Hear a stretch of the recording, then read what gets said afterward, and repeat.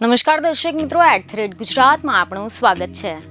આ વખતની લોકસભાની ચૂંટણીમાં ભરૂચ જિલ્લાના સાંસદ પદ માટે મનસુખ વસાવાને ફરી એકવાર જનતાએ જીતનો તાજ પહેરાવ્યો છે અને હવે મનસુખ વસાવા ફરી એક વખત સાંસદ બન્યા બાદ સતત એક્ટિવ જોવા મળી રહ્યા છે, જે અંતર્ગત હવે સાંસદ મનસુખ વસાવાએ સોશિયલ મીડિયા પર જે અશ્લીલ અને વિકૃત પોસ્ટ વાયરલ થતી હોય છે તેના મામલે એક લેટર બોમ્બ ફોડ્યો છે।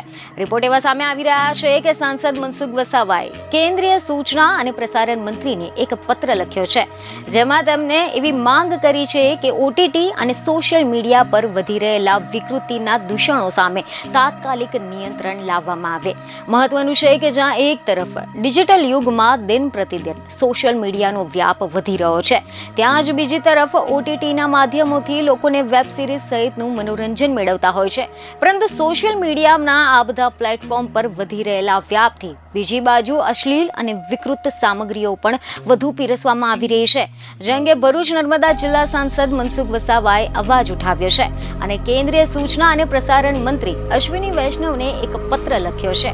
આ પત્રમાં તેમણે જણાવ્યું છે કે સોશિયલ મીડિયા અને ઓટીટી પ્લેટફોર્મ પર અશ્લીલ અને વિકૃત સામગ્રીના પ્રસારણથી આપણા રાષ્ટ્રની સાંસ્કૃતિક અને નૈતિક મૂલ્યો પર અસર પડવાના કારણે સમાજના પવિત્ર સંબંધો અને પરિવાર પ્રણાલીને કમજોર બનાવી રહી છે।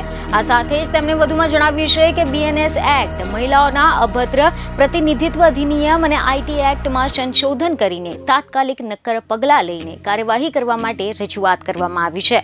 બીજની ખબર સાથે ફરી મળીશું। ધન્યવાદ।